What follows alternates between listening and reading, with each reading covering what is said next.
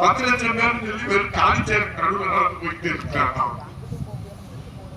அவரு நேர் பாவம்,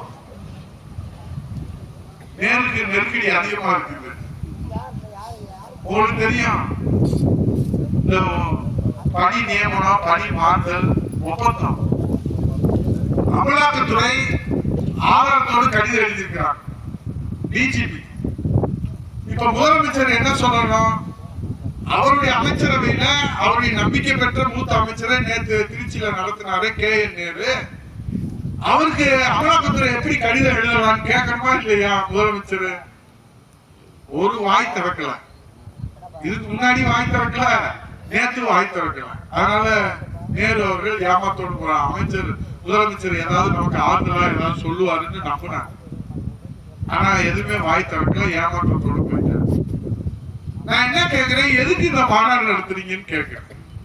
எதுக்கு இத்தனை விளம்பரம்? நீங்க தான் வலிமையா இருக்கிறீங்கல்ல, நாங்க தானே வலிமையா இருக்கிறோம்ன்றீங்கல்ல, அப்புறம் எதுக்கு தம்பி இத்தனை மாநாடு நடத்துறீங்க? மகளிர் மாநாடு அவங்க தங்கச்சியை வச்சு நடத்துறாரு, பிள்ளைய வச்சு இளைஞரணி மாநாடு நடத்துறாரு, இவரை வச்சு இவங்க அந்த அக்கா வச்சு மாநில மாநாடு, மாவட்ட மாநாடு, மண்டல மாநாடு.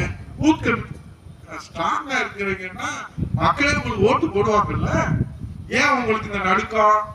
அது சொல்றாரு, அதிமுகவை பாஜக விழுங்கி விடும். தர்ம பிரபு அதிமுகவை காப்பாற்றுறதுக்கு பிறந்தவரு இவர் நம்ம மேல பரிதாபப்படுறாரு. அதிமுகவை அழிக்கணும்னு சொல்லிதானே நீங்க இத்தனை பேரு அதிமுக வந்து கூட்டிட்டு போய் அமைச்சர் பதவி கொடுங்க. அமைச்சர் பதவி இல்ல, நீங்க முதலமைச்சர் பதவி கொடுத்தாலும் அதிமுக கடைசி தொண்டன் இருக்கிற வரை அண்ணா திராவிட முன்னேற்ற கழகத்தை கட்டி காப்பாற்றுவாங்க. புரட்சி தமிழர் எடப்பாடியார் என்கிற இந்த சாமானியர் நமக்கு கிடைத்திருக்கிறார். காலம் கண்டெடுத்து கொடுத்த கொடை, காலம் கண்டெடுத்து கொடுத்த